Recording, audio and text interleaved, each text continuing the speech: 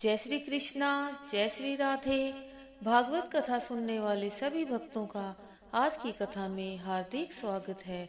भगवान कृष्णचंद्र और श्रीमती राधा रानी की कृपा सदैव ही आप सभी पर और आपके समस्त परिवारजनों पर बनी रहे। तो आइए सुनते हैं आगे की कथा। आज की कथा में सबसे पहले सुनते हैं पांडवों का राजसूय यज्ञ एवं जरासंध का उद्धार। श्री सुखदेव जी कहते हैं, हे परीक्षित, एक दिन धर्मराज युधिष्ठिर जी ने सबके सामने भगवान श्री कृष्ण को संबोधित करते हुए कहा, हे गोविंद, मैं सर्वश्रेष्ठ राजसूय यज्ञ के द्वारा आपका और परम पावन विभूति स्वरूप देवताओं का पूजन करना चाहता हूँ। हे प्रभु, आप कृपा करके मेरा यह संकल्प पूरा कीजिए। तब भगवान श्री कृष्ण ने कहा, हे धर्मराज, आपका यह निश्चय बहुत ही उत्तम और शुभ है। पृथ्वी के समस्त नरपतियों को जीतकर सारी पृथ्वी को अपने वश में करके और यज्ञोचित संपूर्ण सामग्री एकत्रित करके फिर यज्ञ का अनुष्ठान प्रारंभ कीजिए। श्री सुखदेव जी कहते हैं, हे परीक्षित, भगवान श्री कृष्ण की बात सुनकर युधिष्ठिर का मन आनंद से भर गया। अब उन्होंने अपने भाइयों को दिग्विजय करने का आदेश किया। भगवान श्री कृष्ण ने पांडवों में अपनी शक्ति का संचार करके उनको अत्यंत ही प्रभावशाली और शक्तिशाली बना दिया। धर्मराज युधिष्ठिर जी ने सहदेव को दक्षिण में, नकुल को पश्चिम में, अर्जुन को उत्तर और भीमसेन को पूर्व दिशा में भेज दिया। उन्होंने बहुत ही थोड़े समय में युधिष्ठिर जी को बहुत साधन लाकर दे दिया। जब युधिष्ठिर जी ने यह सुना कि अभी तक मगध नरेश जरासंध पर विजय प्राप्त नहीं हुई है, तब वे चिंता में पड़ गए। उस समय भगवान श्री कृष्ण ने उन्हें वह ही उपाय कह सुनाया जो उद्धव जी ने उनसे कहा था। तत्पश्चात अर्जुन, भीमसेन और श्री कृष्ण तीनों ही ब्राह्मण का वेश धारण करके गिरिव्रज की ओर चले गए। अतिथियों के सत्कार के समय में जरासंध के पास गए और उससे इस प्रकार याचना की, हे राजन, आपका कल्याण हो। हम तीनों ही आपके अतिथि हैं और बड़ी दूर से चले आ रहे हैं। अवश्य ही हम यहाँ बड़े प्रयोजन के लिए ही चले आ रहे हैं, इसलिए आप भी हमें निराश नहीं करेंगे। हे परीक्षित, जरासंध ने उन तीनों को ही पहचान लिया था। ये ब्राह्मण नहीं, क्षत्रिय हैं। अब वह यह सोचने लगा कि मैंने इन तीनों को कहीं न कहीं देखा अवश्य है। फिर उसने मन ही मन विचार किया कि ये क्षत्रिय होकर भी ब्राह्मणों का वेश धारण करके मुझसे भिक्षा मांगेंगे, तब ही मैं इन्हें भिक्षा दूंगा। सच में जरासंध की बुद्धि बड़ी उदार थी। ऐसा निश्चय करके उसने कहा, ब्राह्मणों, आपकी जो इच्छा हो आप लोग मुझसे मांग सकते हो, मैं मना नहीं करूंगा। ब्राह्मण वेशधारी भगवान ने कहा, हे राजेंद्र, हम आपके पास युद्ध की इच्छा से आए हैं। यदि आपकी इच्छा हो तो आप हमें द्वंद्व युद्ध की भिक्षा दीजिए। जरासंध बड़े जोरों से हंसकर बोला, यदि तुम्हें युद्ध की इच्छा है तो लो, परंतु कृष्ण, तुम तो बड़े डरपोक हो और ये अर्जुन बृहन्नला सखी है। हाँ, अगर भीमसेन चाहे तो यह मेरे समान योद्धा है, इससे मैं अवश्य ही युद्ध कर सकता हूँ। जरासंध ने यह कहकर एक बड़ी गदा भीमसेन को दे दी और दूसरी गदा लेकर नगर से बाहर निकल आए। अब वे दोनों रणमोत्तम वीर बांकुरे अपनी अपनी गदा लेकर पैतरा बदलते हुए एक दूसरे पर प्रहार करने लगे। जरासंध और भीमसेन दोनों ही गदा युद्ध में बड़े ही दक्ष थे। बल और उत्साह में समान ही थे। दोनों की शक्ति तनिक भी क्षीण नहीं हुई। दोनों ही रात्रि में मित्र मित्र के समान व्यवहार करते थे और सुबह रणभूमि में एक दूसरे पर प्राणघाती प्रहार करते थे। कभी कभी युद्ध करते समय भीमसेन या जरासंध की गदा हाथ से छूट जाती थी तो वह तब तक उस पर प्रहार नहीं करते थे जब तक कि वह अपनी गदा हाथ में संभाल न ले। इस प्रकार उन्हें द्वंद्व युद्ध करते करते 27 दिन बीत गए। हे परीक्षित, अब 28वें दिन सूर्योदय होते ही युद्ध पुनः प्रारंभ हुआ। भीमसेन ने भगवान श्री कृष्ण से कहा, हे भगवान, मैं इस प्रकार तो इसे युद्ध में जीत नहीं सकता, मेरे सारे प्रयत्न विफल होते जा रहे हैं। तब भगवान श्री कृष्ण ने कहा, वीर भीमसेन, तुम चिंता न करो, मैं युद्ध के समय इसका अंत आने पर एक तिनकों को चीर कर तुम्हें इशारा करूंगा, तब तुम इसे मल्ल युद्ध में इसकी टांग पर टांग रख के चीर देना और इसके दोनों अंगों को पृथक पृथक दिशाओं में फेंक कर उनके बीच में शिवलिंग की स्थापना कर देना। यह शिवजी का परम भक्त है, इस कारण यह अलग ही रहेगा और तुम्हारी विजय हो जाएगी। युद्ध करते समय भीमसेन भगवान श्री कृष्ण की ओर देखते जा रहे थे। अब समय आने पर भगवान श्री कृष्ण ने भीमसेन को तिनका चीरकर इशारा बताया, तो ही भीमसेन ने उनका अभिप्राय समझकर जरासंध को बीच से चीर दिया और जरासंध की मृत्यु हो गई। हे परीक्षित, भगवान श्री कृष्ण ने राज्य सिंहासन पर उसके पुत्र सहदेव का अभिषेक कर दिया और जरासंध ने जिन राजाओं को बंदी बना रखा था उन्हें मुक्त करा दिया। आगे आप सुनेंगे जरासंध की जेल से मुक्त कराकर राजाओं की विदाई और भगवान का इंद्रप्रस्थ लौट आना। श्री सुखदेव जी कहते हैं, हे परीक्षित, 20,800 राजाओं ने भगवान श्री कृष्ण ने जरासंध की जेल से मुक्त कराकर उन्हें आजादी दिलाई। जब वे कैद खाने से बाहर निकले तो उन्होंने देखा कि श्याम सुंदर श्री कृष्ण उनके सामने ही खड़े हैं। मथुराधिपति भगवान श्याम सुंदर श्री कृष्ण के दर्शन प्राप्त करके वैसे ही राजा कृतार्थ हो गए और उन्होंने भगवान श्री कृष्ण की बड़े ही प्रेम और उत्साह के साथ स्तुति की। उनकी स्तुति सुनकर श्री भगवान ने कहा, नरपतियों, तुम लोगों ने जैसी भावना प्रकट की है उसी के अनुसार तुम्हारी मुझ में निश्चय ही सुदृढ़ भक्ति होगी। आइए अब आगे आप सुनेंगे भगवान की अग्र पूजा और शिशुपाल का उद्धार। श्री सुखदेव जी कहते हैं, हे परीक्षित, धर्मराज युधिष्ठिर जरासंध का वध और भगवान श्री कृष्ण की अद्भुत महिमा एवं सर्वशक्तिमान श्री कृष्ण के चरित्र को सुनकर बहुत ही प्रसन्न हुए एवं भगवान श्री कृष्ण से आज्ञा प्राप्त करके यज्ञ के योग्य उचित समय आने पर चारों वेदों के ज्ञाता ब्राह्मणों को ऋत्विज, आचार्य, होता आदि के रूप में वर्ण किया। तत्पश्चात ऋत्विज ब्राह्मणों ने सोने के हलों से यज्ञ भूमि को जुतवा कर राजा युधिष्ठिर को शास्त्र की विधि के अनुसार यज्ञ की दीक्षा दी। उस समय देवताओं के समान तेजस्वी ब्राह्मणों ने युधिष्ठिर से राजसूय यज्ञ करवाया, ठीक वैसे ही जैसे पूर्व काल में देवताओं ने वरुण से कराया था। अब सभासद इस बात पर विचार करने लगे कि सदस्यों में प्रथम पूजा किसकी होनी चाहिए। जितनी मति उतने ही मत, इसलिए ठीक से निश्चय न हो सका। तब ऐसी स्थिति में सहदेव ने कहा कि यदुवंश शिरोमणि भगवान श्री कृष्ण की अग्र पूजा होनी चाहिए। उस समय धर्मराज युधिष्ठिर की सभा में जितने भी सत्पुरुष थे उन्होंने सहदेव की बात का ही समर्थन किया। धर्मराज युधिष्ठिर ने ब्राह्मणों एवं सभासदों की बात का अभिप्राय समझकर बड़े ही प्रेम भाव से भगवान श्री कृष्ण की पूजा की। उस समय आकाश में स्थित देवताओं ने उनके ऊपर पुष्पों की वर्षा की। हे परीक्षित, अपने आसन पर बैठा हुआ शिशुपाल यह सब देखकर जल भून गया और भरी सभा में हाथ उठाकर भगवान श्री कृष्ण के प्रति अनाप शनाप बकने लगा, परंतु भगवान श्री कृष्ण चुप ही रहे। सभासदों को शिशुपाल की अनर्गल बातें सुनकर अवश्य क्रोध हो आया। अब शिशुपाल को मार डालने के लिए पांडव, कैकेयी, पांचाल और ऋणिंचवंशी राजा तैयार हो गए। उन सभी ने अपने अपने शस्त्र निकाल लिए। अब वह श्री कृष्ण के पक्षधर राजाओं को भी अनाप शनाप नाम ले लेकर ललकारने लगा।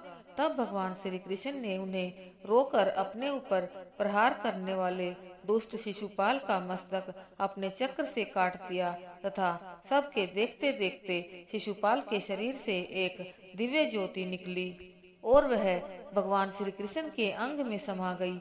हे परीक्षित, शिशुपाल भगवान विष्णु को 3 जन्मों से अपना शत्रु मानकर उनका रात दिन चिंतन करता ही रहता था।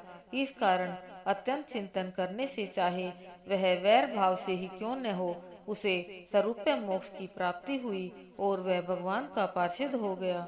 शिशुपाल की सद्गति होने के पश्चात धर्मराज युधिष्ठिर ने सदस्य ऋत्विज और आचार्यों को यथा योग्य दक्षिणा देकर उनसे आज्ञा प्राप्त करके यज्ञांत अविभृत स्नान किया।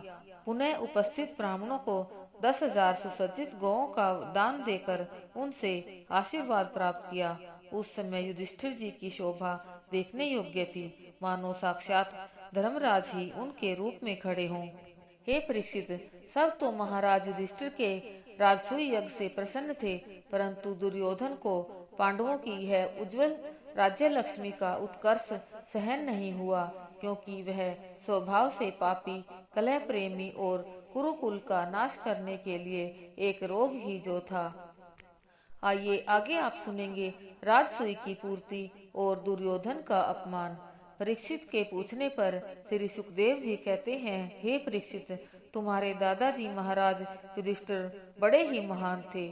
उनके सभी छोटे भाई उनकी आज्ञा का पालन करते थे। राजसूय यज्ञ में भीमसेन ने भोजन व्यवस्था का कार्य किया तथा दुर्योधन कोषाध्यक्ष थे। सहदेव अभ्यागतों का स्वागत करते थे और नकुल विविध प्रकार की सामग्री लाने पर थे।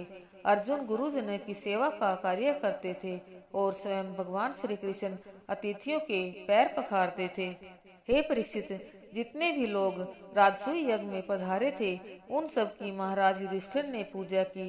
इसके वे लोग महाराज युधिष्ठिर जी की आज्ञा लेकर अपने अपने स्थानों को चले गए। तत्पश्चात युधिष्ठिर ने अपने सुहृद संबंधियों को और भगवान श्री कृष्ण को वहीं रोक लिया। एक दिन महाराज युधिष्ठिर अपने भाइयों, संबंधियों और भगवान श्री कृष्ण के साथ मैं दानव की बनाई हुई सभा में विराजे थे। उसी समय अभिमानी दुर्योधन अपने भाई दुशासन एवं मामा शकुनि के साथ वहां आया। उस सभा में मैं दानव ने ऐसी माया फैला रखी थी कि जल में थल और थल में जल की तथा जो दरवाजे बंद नजर आते थे वह खुले थे और खुले बंद। अब वह जल देखकर अपने वस्त्र समेट कर चलने लगा और थल में वह अचानक ही फिसल गया। यह देखकर स्त्री स्वभाव से द्रौपदी से न रहा गया और वह जोरों से ठहाका मारकर हंसने लगी तथा साथ ही उसने यह भी कहा कि अंधों के तो आंधळे ही होते हैं। यद्यपि युधिष्ठिर ने उन्हें ऐसा करने से रोका भी था, परंतु श्री कृष्ण का इशारा पहले ही हो चुका था। इस व्यंग से दुर्योधन का एक एक अंग क्रोध से जल उठा। वह चुपचाप वहां से निकलकर हस्तिनापुर चला गया। इस घटना को देखकर सत्पुरुषों में हाहाकार मच गया, परंतु भगवान श्री कृष्ण चुप ही रहे। हे परीक्षित, सच पूछो तो भगवान श्री कृष्ण यह चाहते ही थे कि इस बहाने पृथ्वी का भार उतर ही जाए, क्योंकि उनका अवतार भूमि का भार उतारने के लिए ही तो हुआ था। आइए अब आगे आप सुनेंगे शाल्व के साथ यादवों का युद्ध और शाल्व का उद्धार। श्री सुखदेव जी कहते हैं, हे परीक्षित, शाल्व शिशुपाल का प्रिय मित्र था। उसने जब शिशुपाल की मृत्यु का समाचार सुना तो उसने सभी उपस्थित नरपतियों के सामने प्रतिज्ञा की थी कि मैं पृथ्वी पर से यदुवंशियों को मिटाकर ही सांस लूंगा। उसने देवाधिदेव भगवान भोलेनाथ की आराधना करके उनसे विमान विमान मांगा कि देवता, यक्ष, राक्षस, मनुष्य, नाग आदि किसी से भी वह विमान भेदा न जा सके। वह विमान क्या था? एक अस्त्र शस्त्र से सुसज्जित नगर ही था। अब उसने उस विमान पर चढ़कर यदुवंशियों पर अचानक ही चढ़ाई कर दी। हे परीक्षित, शाल्व के मंत्री धूमान ने अपनी फौलादी गदा से प्रद्युम्न पर प्रहार कर दिया, जिससे उनकी छाती फट गई। उनका सारथी दारुक रथ चला रहा था। वह उन्हें सारथी धर्म निभाते हुए रणभूमि से निकाल कर ले गया। जब उनकी मूर्छा जागी तो वे दारुक पर बहुत ही नाराज हुए। फिर उन्होंने कवच धारण करके पुनः रणभूमि की ओर प्रस्थान किया। प्रद्युम्न जी का लगातार 27 दिन तक युद्ध चलता रहा। उन दिनों भगवान श्री कृष्ण इंद्रप्रस्थ गए हुए थे। भयंकर अपशकुन देखकर भगवान श्री कृष्ण ने कुंती आदि से आज्ञा लेकर द्वारका की ओर प्रस्थान किया।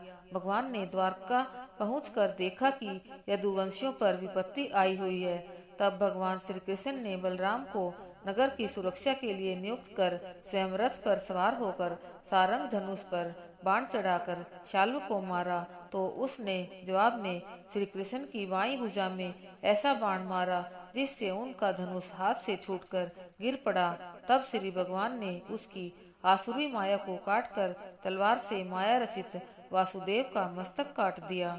अब भगवान श्री कृष्ण शालू के विमान पर चढ़ गए और बाणों से उसे घायल कर दिया, साथ ही गदा से उसके विमान को चूर चूर कर दिया और बड़ी ही फुर्ती के साथ अपने सुदर्शन चक्र से शालू का मस्तक धड़ से अलग कर दिया। उसके मरते ही आकाश में दुदुम्बियां बजने लगी और देवताओं ने भगवान श्री कृष्ण पर पुष्पों की वर्षा की।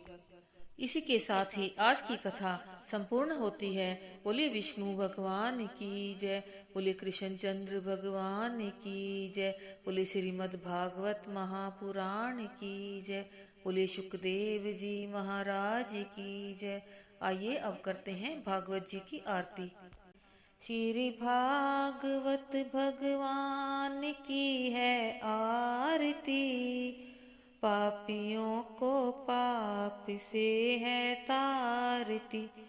श्री भागवत भगवान की है आरती, पापियों को पाप से है तारती। ये अमर ग्रंथ ये मुक्ति पंथ ये पंचम वेद निराला, नव ज्योति जलाने वाला, हरि नाम यही हरि धाम यही, यही जग मंगल की आरती। पापियों को पाप से है तारती। श्री भागवत भगवान की है आरती, पापियों को पाप से है तारती। ये शांति गीत पावन पुनीत, पापों को मिटाने वाला, हरि दर्श दिखाने वाला, यह सुख करनी यह दुख हरनी, श्री मधुसूदन की आरती। पापियों को पाप से है तारती। श्री भागवत भगवान की है आरती, पापियों को पाप से है तारती। ये मधुर बोल जग फंद खोल, सन्मार्ग दिखाने वाला, बिगड़ी को बनाने वाला, श्री राम यही घनश्याम यही, यही प्रभु की महिमा की आरती। पापियों को पाप से है तारती। श्री भागवत भगवान की है आरती, पापियों को पाप से है तारती। श्री भागवत भगवान की है आरती, पापियों को पाप से है तारती। पापियों को पाप से है तारती। जय जय श्री राधे, जय जय श्री राधे, जय जय श्री राधे श्याम।